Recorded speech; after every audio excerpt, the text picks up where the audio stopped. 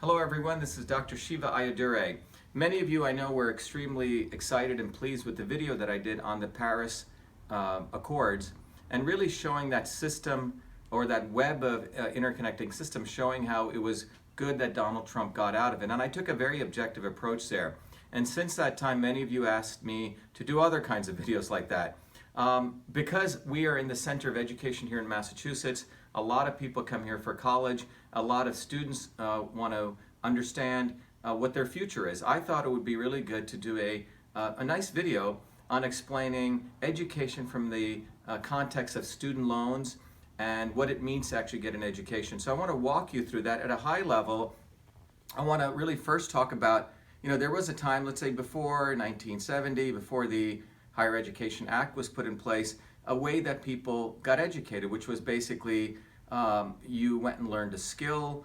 In fact, not so long ago, you went to a master or an apprentice and you learned a skill. You did some type of work for that person or some type of service. Maybe you gave a little bit of money and you got some skill out of it, and then you went into the job market, shared your skill, and you made money from that, and then you were able to have a family and have savings, etc. Today we still have a form of that, and not in the concept of guilds, but in the concept of OTech schools.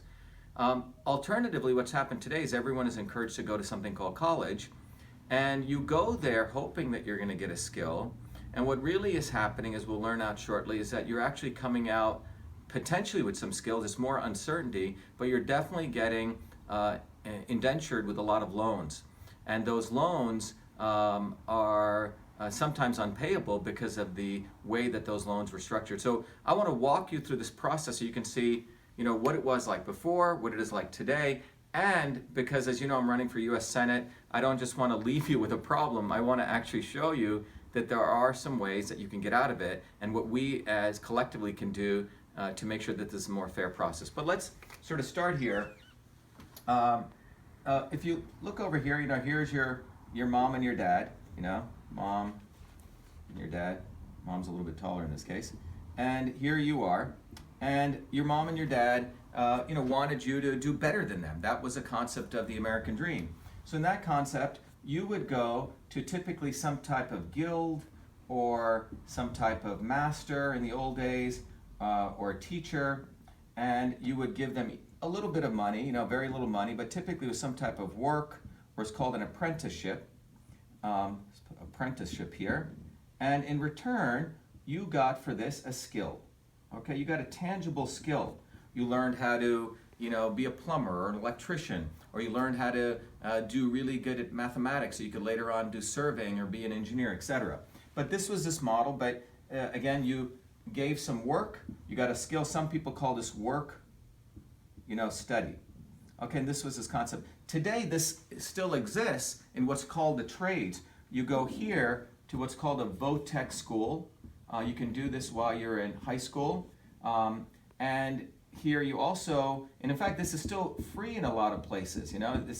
It's a good deal that the way the system's set up. Unfortunately, very few people do this anymore.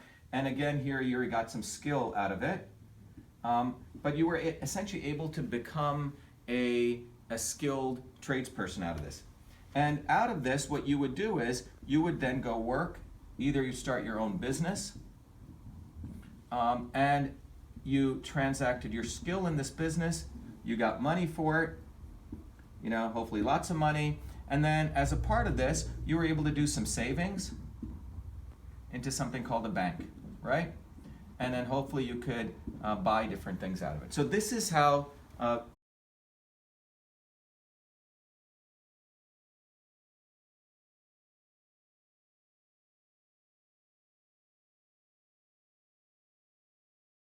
sort of like pre-1965, around here, okay? And I'll come back to this. Is before 1965. Now let's walk over here and look at what the situation has become. And when I say I'm going to choose a date around 1970 till the present. And the reason I choose this day is this is when the Higher Education Act was passed. Higher Education Act, and you guys can go read about this, you can Google it, I don't want to waste your time on that. But the Higher Education Act really enabled people to start getting something called loans to go to education. It encouraged people to get into some type of debt to get into education. And more importantly, we moved away from the trades and skills. This was really about skills, tangible skills, to this thing called college, okay?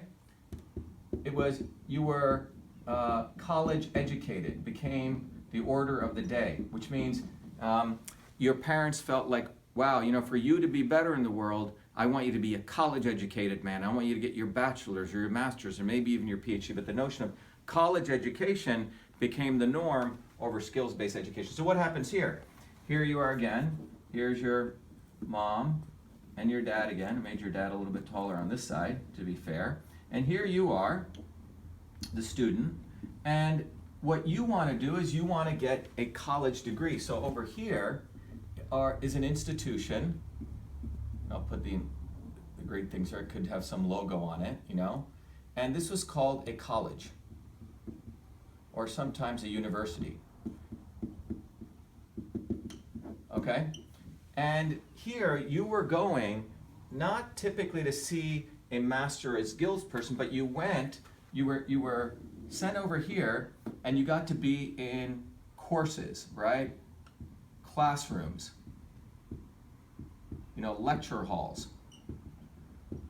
And you got stuff, in fact, nowadays you can get a lot of this stuff online, okay? And as a part of this piece, you had to give some type of money here. Most of these colleges today, for example, it can be upwards of $50,000 per year, okay? So for a 4-year degree, we're looking at around $200,000, okay? So you gave money, and the goal was this institution would give you back a degree. And this degree, you could go, the idea was you give your degree, you sell your degree here, and hopefully you got something in return. Now, one important thing here was when this transaction took place, did you actually get a skill? Did you actually get a real tangible skill? Okay? So this became quite questionable. Did you even have a skill here? And the reality is, could you even make any dollars from this? So before, this was pretty, in some ways, guaranteed. You got a skill, and by the way, you got money when you went to work. But here, this has become not so clear anymore. This is why we have a lot of students living in people's or their parents' basements right now, because they don't have, and this is no joke, they don't really have a tangible skill from which they can get some money from it. And it's questionable whether they can even have any type of savings. So the reason I put a lot of these question marks here is this was a pretty nice future. You knew where you were going. And if you look here, lots of question marks. You're unsure if you have skills. You have a degree. No one really knows what that degree is worth. What's really going on? What's really going on? The Higher Education Act incented the parents and the child to get what was called a loan, a student loan, to do this. Before, people were a lot more frugal. They paid as they went, or they were very, very conservative in this kind of decision making. But all of that has changed because what's fundamentally occurred here is these colleges are really not really colleges or institutions where you get an education. They are really hedge funds, and we'll talk about this. They're really investment companies. And what you're going to see shortly is that you as a student are actually used as a collateral or as a piece of asset, like no different than some type of physical asset that's used by this college to actually use you to get the loans given to them, and using those loans, they then invest in a place called Wall Street. We'll come back to this. And from that, they make a lot of money. So how does this work? You want to get a degree, you need about $200,000. This is in the case. By the way, the average, there's about 4.5 million people today who have an average loan of around $40,000. And if you multiply that all out, it's about $1.8 $8 trillion in debt. And you can work out the numbers. But so you want to get this money, your parents may not have 200K, which is probably the case. So what do? They go to these people called service providers. You can put them sort of these banks, okay? We call them service providers. And these service providers include people like Sally Mae. You may have heard of these people. Sally Mae, Navient, okay? They're sort of banks, but they basically are service providers who work with different institutions and have access to a lot of capital. And when you want money, you literally, I'm going to use I don't have a different pen, but you can, what you do is you apply for a loan. You apply for a loan, okay? So you here are applying for a loan. And they approve your loan, but guess what? Do you get that money coming to you? They call it a student loan. It's not true. The money directly goes to the institution, okay? The dollar flows here, but you are in debt, okay? The liabilities, you, okay? You owe money, all right? The money goes from the service provider to the college, but you are in debt here. It's very important to remember this. It's unfortunate in some ways. I would argue it should really be called a college university loan because they're getting it. This service provider is giving them the loan, and you are the collateral for that loan. And what this means is, and it's even more interesting, in most loans, if you got a loan from a bank, like for example, you know, some of you run businesses, you go to a bank and you ask for a business loan. Let's say there's 3 different people wanting to start different businesses. One guy wants to do a donut store, another guy wants to sell aardvarks, another guy wants to, I don't know, have a landscaping business. The bank goes through all of those business plans and they make very judicious decisions. Why? Because a bank is they are accountable because if any of those businesses go bankrupt, that bank loses money and the business has a right to go bankrupt. So they're very, very judicious. And the interesting thing here is when these service providers make these loans, there's a clause called no bankruptcy, okay? No bankruptcy. The student cannot go bankrupt, which means, in fact, these service providers have the right to garnish the wage of the students for life until they get back their loan paid. The university gets the money. What does the university do with this money? I talked about the fact that these universities are hedge funds, they're investment companies. The university takes the money that they get, they put it into a thing called I'm going to use it, it sounds like a beautiful word, you know, like you hear on PBS, like endowment, okay? They put it in a thing called an endowment. And they have people, guys here, who are called, sometimes I'm going to use the word hedge fund managers, hedge fund or investment managers, who are hired to manage all this pile of money. So this pile of money is coming in here. They're getting, by the way, not only they're getting your tuition money that goes there, they're getting money from grants, okay? They're getting money, these are our federal grants. They're getting money from donors, and you know, they promote their brand and they get a pile of money. They take this money and then they invest it, they invest here, and the university gets returns, return on investment, okay? It's called a return on investment. And the way this endowment and the hedge fund works, it works like a Wall Street hedge fund. However, they don't have to pay any taxes. Let me tell you how this works. Hedge funds work the following way. If you and I started a hedge fund and we took other people's money, let's say we're the hedge fund managers, I took $100 billion in, so let's say I take, in this I invest about $100 billion of the endowment or hedge fund's money, and let's say that grows by 20%, okay? So the return on that is $20 billion. You got 120 billion, but if you subtract from this, you made a total of $20 billion. This $20 billion is called your gain. In hedge funds, 80% of this goes back into the people who gave that money. In this case, it goes back into the endowment, which I'm going to put over here. The other 20% is a payout. It's the profit. So in this case, it's $4 billion. Profit, okay? This profit can go back into the endowment, or a portion of it gets to be paid to the hedge fund managers. And just to give you an idea, Harvard has a $50 billion endowment. When they made money, their hedge fund managers in 1 year, 5 or 6 guys got paid $56 million. Think about it. That's about $8 million, $10 million per person. So these hedge fund guys, this is how they make big salary, big commissions. Okay? My point is, let's just step back a little bit. You're here as a student. You want to go to college. Your parents don't have the money. You go to Sallie Mae or Navient. You fill in these loan applications. They give you the loan. Actually, they don't give you the loan. They say you got the loan. You can't go bankrupt. The university now is getting a nice, beautiful pipeline of revenue from you. You're the asset. You're used as a collateral.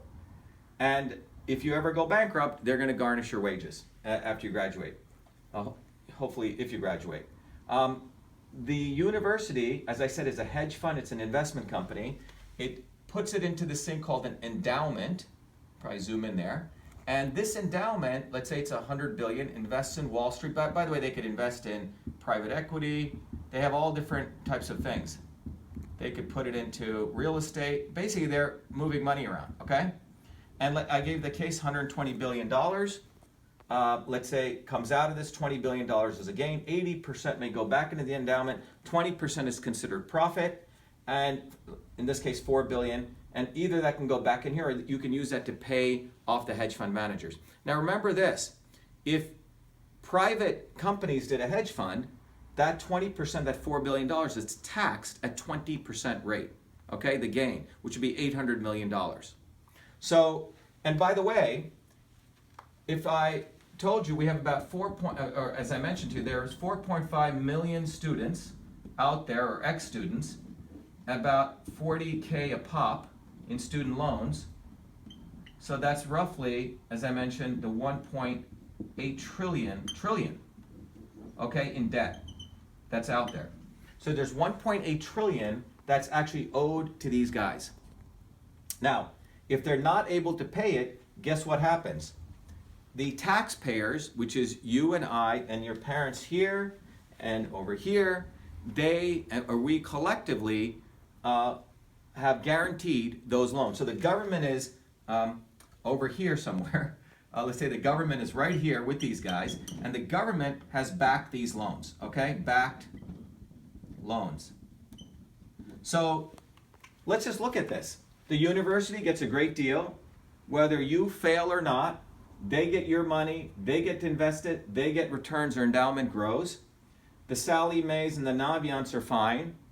By the way, these guys have done, just look at their profits, they've done beautifully. You're in debt, and by the way, if everything fails, everything goes kaput, the $1.8 trillion, we have a big bubble burst, we as a taxpayers are liable for that, which means all of our taxes will go up to cover that loss.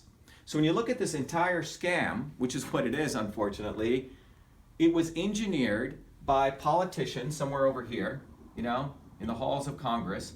Politicians over here engineered this on behalf of the college people. They engineered this on the behalf of the service providers and Wall Street. And you and I will be stuck with this $1.8 trillion, in a bubble when it bursts. And you as a student have an unfortunate situation where you won't even know if you will ever get a job and whether your skills. So that's what the situation is, okay? I hope that makes sense here. So what's the solution? There is a solution. And the solution is actually quite simple. It's called a very simple word. It's called accountability. It's called making everyone accountable in this. So my solution is, what happens if the following happened? When you apply for a loan and you get the loan, your parents, by the way, may have to co-sign that loan. You may have heard that term, which means if you fail, your parents' house could be mortgaged, okay? Your parents may have to work for the rest of their lives to pay you off, okay? Or may have to sell their assets. What about if we made the university the co-signers? this is really the solution. One of the big solutions that the first thing we need to do is make the university the co-signers. What that means is that when this loan comes, because they are getting the money, let them back that loan note, which means if you are not successful, which means if you're not getting on the path to getting the right education, which means if you're not getting the right skills so you can actually go out of business and be successful, they should be liable. Because right now what happens is once they get your money, and you know, some of you know, if your parents or your students, you know, the quality of education here, it's not the professors in the old guild model is even showing up. They send their graduate students. They send TAs. And the professors out, like in the case of Elizabeth Warren, making $350,000 for teaching one course, the high cost of courses, they're getting bloated endowments, and everyone's winning. However, if we have the university co-sign the loan, because many of these universities are telling you how great they are, how they're going to help you out, well, let them put their money where their mouth is. Let them co-sign the loan. The number two thing we should do is these endowments here should be taxed at the hedge fund rates. Now, this would mean about $800 million. So if we have $800 million, that's per year. Think about that in this case. $50 billion in the case of Harvard, let's say 20% return, that's $10 billion return. Tax it at the hedge fund rate, $200 million. You put that in a fund and let that, and maybe the university takes some of it, give it perhaps some to these hedge fund managers, but some of it set aside for you, the student, because you actually were used as a collateral over here to have this university get that loan. So anyway, in summary, let's finish this up. In the old days, which was not so far ago, you know, a couple of generations, maybe in the 60s and beyond, there was a little more a direct route. You went to a teacher, a master, you got a skill, you were out there, you were empowered, you had a pretty good idea what you were going to make. Over here now, you want to go to college. Just after 1970, the Higher Education Act pushed this. So you go to college, your parents want you to get a college degree. In order to do that, you got to get a student loan. You can never go bankrupt. The service providers will garnish your wages. The university may or may not give you a skill. They'll probably give you a degree, but there's no accountability. And the university does quite well. Their endowments, if you look, all these university endowments have grown beautifully. The administrators' salaries have gone up beautifully. Not all the times professors, unless you're Elizabeth Warren. She's done quite well. But the bottom line is the student and the family are entering into uncertainty. These people don't have as much uncertainty. So anyway, I hope this has been helpful. Again, you know, our campaign, Shiva for Senate, you know, objectively is really focused on bringing this country together, you know, real problems to real solutions. I hope this video was valuable, and we'll have more of them, but keep an eye out for our campaign. Thank you. This is Dr. Shiva Ayyadurai. Be well.